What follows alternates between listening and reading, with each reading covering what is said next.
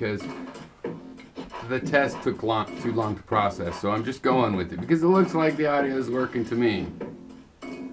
Is it coming up? Oh, looks like it is. All right, you guys.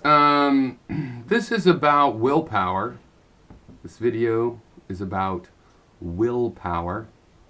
But first, you know, I was going to have a little what I call the scientific moment. All right, scientific moment. What was I going to say? Garbage bags, cat food, take the recycling, maybe buy a monitor, need a network adapter for the Mac they sent, and nails, wood screws, an attacher. That's pretty vague.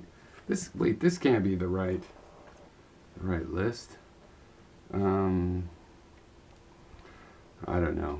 It was something about there's no such thing as a diffraction gradient. It's a diffraction grating, and there's no such thing as perturbations. It's perturbations or perturbations possibly. So just got the wrong list there, but anyway, that does that. Scientific minute. Boom, done. That wasn't even a minute. Probably 30 seconds. I can't tell over there. All right, so the issue of willpower, to me, everybody just gets this so incredibly wrong and so incredibly silly. It's endearing. Okay, the way I experience this, and we have to start with how we experience it. So there's this thing we call the appearances, right? So things appear a certain way. So rarely is it that, you know, it's like, what's apparent? Oh, it's apparent something red is happening. No, it's usually higher order than that. It's like, it appears there's an apple there, right? So, like, it appears I can't find my keys. I don't have my keys. Well, you know, I drove here, so it appears that it must be that the keys are around here somewhere. So I look. Oh, I pick up this hat. Underneath the hat, I see some keys. Oh, it appears I found my keys, and I pick the keys up. It appears I have the keys in my hand. Oh, it's my wife's keys. It appears that I don't have my keys again. I have my wife's keys. And this is how it always is. Appearances are coming along, and they're generally, we have all the low order appearances, but we mostly ignore them because we get these high order appearances. Not that it's red with a little sheen of green and some glossy white highlights, and it's just that it's an apple. It appears it's an apple. Okay, so what can we do with this? Well, our rational mind can sort out appearances. Sometimes contradictory appearances happen, and we can use our analytic mind to compare appearances and see which one is more likely. You know, it's like this river appears uncrossable. Oh wait, it appears there is a possible way to get across it. Now we have to compare and contrast those. And basically we're limited to the things that appear, and the problem is that appearances are, you know, they don't appear 100% reliable. So what we can do to increase the quality of our appearances, that is, to limit ourselves to appearances that are justifiable, or another way to put it is the process of justifying the appearances, is really a process of elimination. We're limited to what appears to be the case, and that includes that, oh, it's not an apple, it's a picture of an apple. It appears to be just a picture of an apple, not an actual apple. We can cut certain appearances out, and we can go back to the basics and say, well, it appears red. It appears that it's flat. It appears not to actually, it looks 3D at first sight. It appeared to be 3D, but actually it's a 2D representation with some excellent shading, right? Now, one thing that happens, and I'm working my way towards what it's like to have will, to experience acts of will, is that patterns appear, right? So if I walk down a trail one time and come to a fork in the trail, and I can go left or right, and I just make a decision, oh, it looks like this way. It appears like this way would be a good way to go, so I go that way. Well, the next time I come there, it's not an exact repeat of the same experience, right? It's at a different time, but it happens to be the same space in this example, and it could even be a different place, but similar. My memory of having been in a similar situation is one of the appearances. Oh, it appears I've been in this situation. I've made a decision like this before. And then a memory appears, and it's like, oh, I now have to react to this memory. Taking that selection turned out bad or turned out great. And I will use that appearance, or not that I will use it, but the appearance will occur and it'll be a part of that decision, right? Now, to accelerate this with an analytic mind and a so-called conscious mind, you can, in between, it's the natural process that your brain will bring up the appearance, evidently through a process of memory, that, hey, you've been here before. You've been in this type of situation. Right?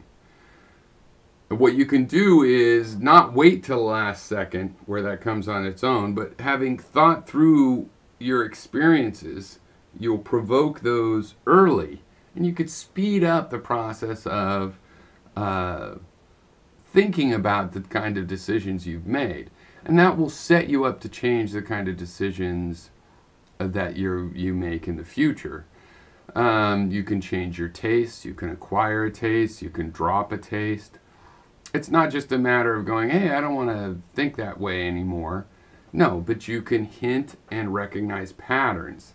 So an example I've used in the past that I happen to remember that I think represents this pretty well is, when I was young, well, for one thing, there wasn't a lot of porn around. So you find a Playboy magazine here and there. And I remember thinking, oh, these are beautiful women. But then I also noticed seeing real women, and my dad was a hippie, so we'd go to these nude beaches and stuff, so including nude women. And I realized real beautiful women don't look like that. And then I learned that, oh, those pictures are all touched up. And as I thought about this, without trying to change my mind per se, I just realized, well, there's something wrong with the way I'm perceiving this stuff. And after a while, seeing a Playboy type picture had an uncanny valley kind of quality to it, right? It no longer seemed to be the most beautiful. It seemed fake, an uncanny valley, like a robot that looks a little bit like what it's supposed to be, but just misses the mark in a way that ends up being weird and really haunting. And, by my mid-20s, it was like all makeup gave me that feeling. Right? Now, whether that was a good idea or whether I should have just embraced and enjoyed makeup and airbrushing and eventually photoshopping, that's a personal decision. But the point here is that by thinking about these things in the in-between times, I affected my gut reaction. Because I think that when you're actually at the moment of decision, do I do this? Do I find this a good path to go on? That's kind of too late. The dominoes are already set up. To exercise your will is to set up the dominoes. Now, a lot of people say, oh, well, willpower, it's an illusion. It doesn't really matter. Well, it does matter. It's a fantastic question. I'm just saying that even if willpower is an illusion and you don't actually make any choices, one of the choices you don't make is to be in this situation where you're faced with choices. and what we call choices, the choices as they occur. Now, it could be that you think you're making a decision between A and B, between this fork and that fork, between left and right, door A and door B, and you're not really doing it. It's predetermined that you're going to, but you're still experiencing it this way. And I think this is the most important thing about will and consciousness, is that you're going through the process. How does it work? It's kind of like, to make an analogy, 500 years ago, you watch the sun go across the sky. Usually in the past, it's been a metaphysical explanation. It's a god, or a god is dragging a fiery chariot, or whatever. You're not asking, is the sun as a phenomena a real thing, right? Now, if you say the sun is a fiery god flying through the sky, and somebody else says, no, I don't think so, never is the question of, does the phenomena of the sun exist, at issue. The sun exists. You're just trying to define what it is. You're trying to find what it is. You're trying to explain the pattern of how it is. And, that's the way it is with the will. You have a series of, like this film strip, you have a series of these time intervals, these impressions, these animated impressions, right? And there's some phenomena behind it. That it's elusive or an illusion, or you just saying you don't really, how it appears to be to you is not good enough for the final answer. There might not even be a final answer, which is what I believe. But, there's definitely a better answer than what you currently think. That can't possibly mean that the phenomena doesn't exist at all. Okay? So, a thing I call me is having experiences. And these experiences are important to me. And why? Because they seem important. Because important things happen as a result of them. Things that I want or don't want happen. Right? Now, does this mean that there's a metaphysical idea of a dualism? No. I mean, it's not like consciousness is causing the phenomena. The phenomena of the universe, the physical happenings, is causing the consciousness. Fine. Does that mean that the idea that you could have done something other than what you did do is real? No, it doesn't mean that. But if you couldn't have, it doesn't change the fact that you're still faced with the sun rising day in and day out. And that's the pattern that you're experiencing. Now, one reason that that's not metaphysical at all is because the universe at my location is me, right? Whatever's causing the phenomena as I experience, merely the fact that I experience them means that those phenomena are happening. Are they what I think they are? No.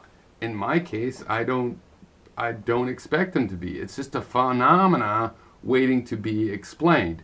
If I think that God is whispering ideas into my head, it doesn't mean it's real, but it does mean there's a series of ideas in my head that keep appearing, the appearances that beg to be explained. And that's right here in the film strip, right? So there's nobody that can convince me they aren't going through this experience. And to say, oh, it's not real is like, so what? You know what I mean? If you're experiencing a fake experience 24/7, that's still the experience that you're having. It needs to be explained. Just like the sun, you need to explain. It's not a god traveling across a static, motionless, fixed sky. The sky is actually scanning across a fiery fusion reaction. That's a better explanation. But there has to be one. And the people that deny will right now are basically asking you to ignore that the phenomena of making choices is happening, that they're facing it, that we're all facing it, and that there's an intricate question of how do those decisions work. And to insist that it can't be true is a lot like Zeno's paradox if Zeno really was arguing you couldn't cross the road, right? So Zeno is saying, look, the road is one road width across. Before you can get to the other side, you have to go half. Before you can get to the other side from halfway, you have to go halfway there. And there's an infinite number of halfways. So you can never actually get to the other side. Zeno wasn't really saying, therefore, you're not on the other side of the road. You're stuck in the middle of the road right now, and being on the other side of the road is an illusion. No, he's pointing out that when you have a little rational argument that proves something that's contrary to the experiences you have, then there's a problem with the reasoning, however great or cool or awesome or otherwise useful it is. You have to, it's like the idea that the aerodynamics of the bumblebee can't possibly fly by the human laws of aerodynamics that we understand. That means that those rules of aerodynamics are not sufficient. It can't mean that the bumblebee doesn't fly because you witness that directly. Now, since you can't trust all appearances, you can go, well, it's not really flying, you're having a hallucination. But that needs to be explained, as well as why does it seem that the sun travels across the sky when really it's not traveling across the sky is traveling across it. If you can explain it as well as Galileo explains that, if you can do that, then you have some sort of an explanation.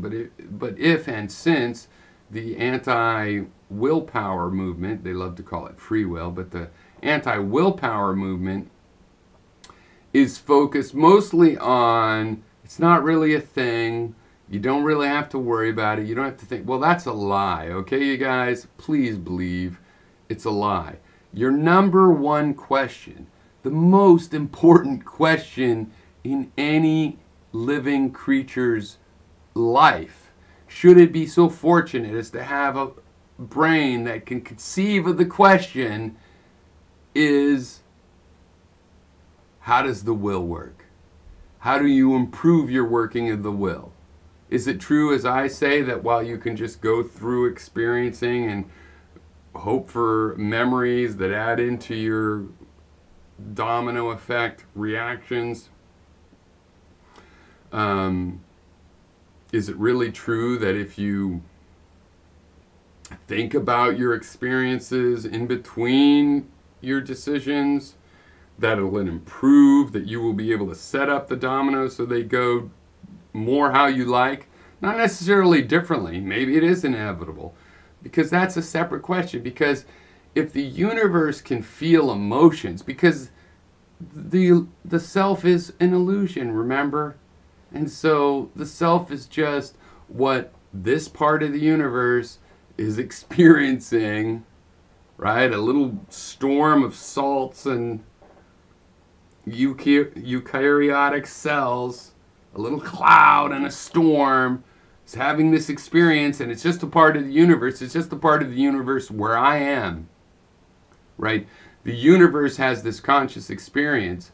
Whether it's truly able to make choices or not is like way less amazing of a problem than just the fact that the universe can have a subjective experience in the first place.